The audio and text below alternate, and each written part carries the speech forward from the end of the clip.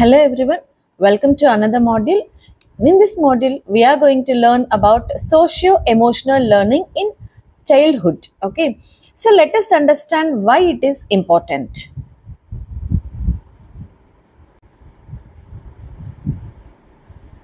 Here we are going to understand socio-emotional learning. What is socio-emotional learning? Here we have to improve emotional intelligence and interpersonal skills.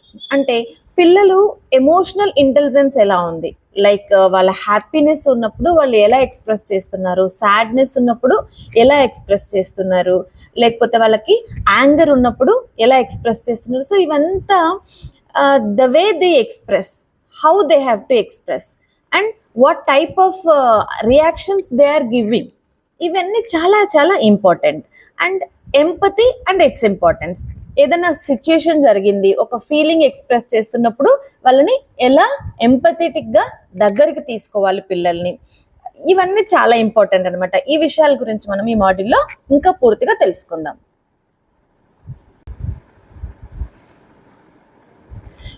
ఈ emotional skills పిల్లల్లో develop చేయాలి అంటే మనకి ముఖ్యంగా ఉపయోగపడేది role play.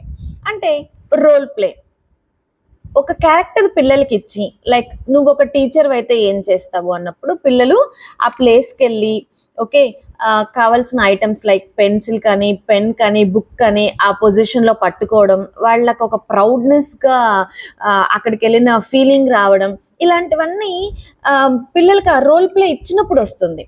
ఆ role play ఇచ్చిన తర్వాత ఆ సినారియోని, ఆ ఎమోషన్ని వాళ్ళు ఇన్కల్క్రేట్ చేసుకుంటారనమాట.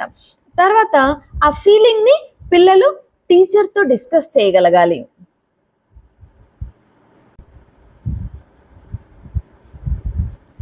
రోల్ ప్లే చేసిన తర్వాత వాళ్ళు అక్కడికి వెళ్ళినప్పుడు వాళ్ళకి ఏమనిపించింది, వాళ్ళు హ్యాపీగా ఫీల్ అయ్యారా, లేకపోతే ఎక్కడైనా భయపడ్డారా ఏంటి, అలాంటి డిస్కషన్స్ అన్నీ ఫ్రీగా టీచర్తో లేదా మదర్తో ఎక్స్ప్రెస్ చేసే ఆ ఎన్వైరన్మెంట్ని కూడా మనమే క్రియేట్ చేయాలి.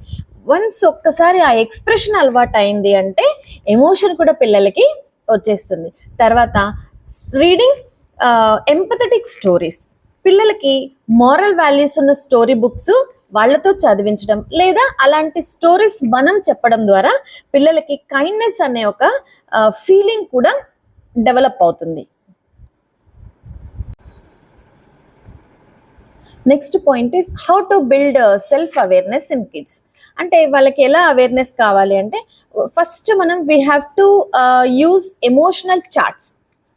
ఇమోజెస్ ఉంటాయి కదా, ఆ ఇమోజెస్ అన్ని చార్ట్స్ రూపంలో మనం తయారు చేసుకొని పిల్లలకి హ్యాపీగా ఉంటే ఇలా ఉంటుంది, కోపంగా ఉన్నప్పుడు ఐ కాంటాక్ట్ ఎలా ఉంటుంది, తర్వాత సాడ్గా ఉన్నప్పుడు వాళ్ళ ఫేషియల్ ఎక్స్ప్రెషన్స్ ఎలా ఉంటాయి.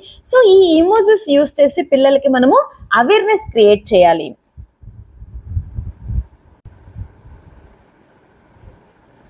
వన్స్ వాళ్ళకి ఎప్పుడైతే ఎమోషన్స్ అర్థమవుతాయో ఆ ఎమోషన్ని ఎక్స్ప్రెస్ చేయగలుగుతారు. ఎక్స్ప్రెస్ చేసిన తర్వాత so we have to make them in గ్రూప్లోకి వెళ్ళినప్పుడు ఆ గ్రూప్ యాక్టివిటీస్ చేస్తున్నప్పుడు ఆ టీమ్ బిల్డ్ అయిన తర్వాత టీమ్ వర్క్లో షేరింగ్ అనే ఒక క్వాలిటీ డెవలప్ అవుతుంది. వన్స్ ఒకసారి షేరింగ్ డెవలప్ అయిన తర్వాత and they build effective communication, and effective communication తర్వాత సోషల్గా ఎమోషనల్గా ఎలా స్ట్రాంగ్గా ఉండాలి అన్నది కూడా మనము పిల్లలకి నేర్పించవచ్చు. అది బై ప్రాక్టీస్ అలవాటు అవుతుంది.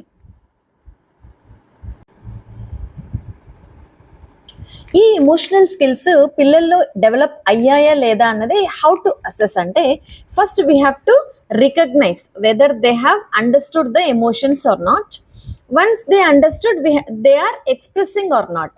రెండో పాయింట్ ఎక్స్ప్రెషన్, రికగ్నైజ్ చేయాలి, తర్వాత దాన్ని ఎలా ఎక్స్ప్రెస్ చేస్తున్నారు, ఈ రెండు పాయింట్స్ చెక్ చేసుకోవాలి. Next understanding. So whether they are expressing or not అన్నది మనం చెక్ చేసుకొని ఎక్కడ ఎక్స్ప్రెస్ చేస్తున్నారు, ఎక్కడ ఎక్స్ప్రెస్ చేయట్లేదు అన్నది మనకు అర్థమైతే we can explain to them. So understanding is more important. Once if we understand whether they are applying or not, so the fourth point is application. ఇక్కడ మనం చెక్ చేసుకోవాల్సినవి 4: recognition, expression, understanding and application. So these are the progressions of socio emotional skills. So 4 techniques use చేసిన తర్వాత పిల్లలు ఇంకా develop కావాలి, వాళ్ళలో ఇవి ఇన్కల్కేట్ చేయాలి అనుకున్నప్పుడు కొన్ని ప్రాక్టీసెస్ చేయించవచ్చు. The first practice is breathing exercise. This is the most important activity in children. Like how they are breathing. అంటే పిల్లలు బాగా అల్లరి చేస్తున్నారు, పెంక పెడుతున్నారు అన్నప్పుడు వాళ్ళని కామ్ డౌన్ చేయాలి అంటే breathing exercise, taking exhale and inhale. So దీని ద్వారా ఏంటి అంటే కంప్లీట్గా నాజిల్ ఫ్రీ అవుతుంది. నాజిల్ ఫ్రీ అయ్యి వాళ్ళ మైండ్ కామ్ డౌన్ అవుతుంది. వన్స్ వాళ్ళ మైండ్ కామ్ డౌన్ అన్నప్పుడు they will go for inner piece.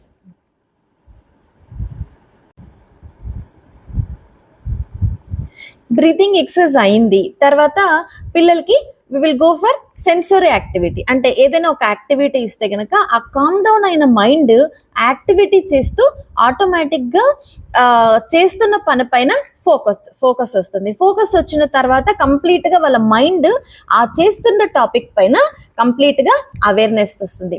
So this is complete socio emotional learning to inculcate in the children. Thank you for watching.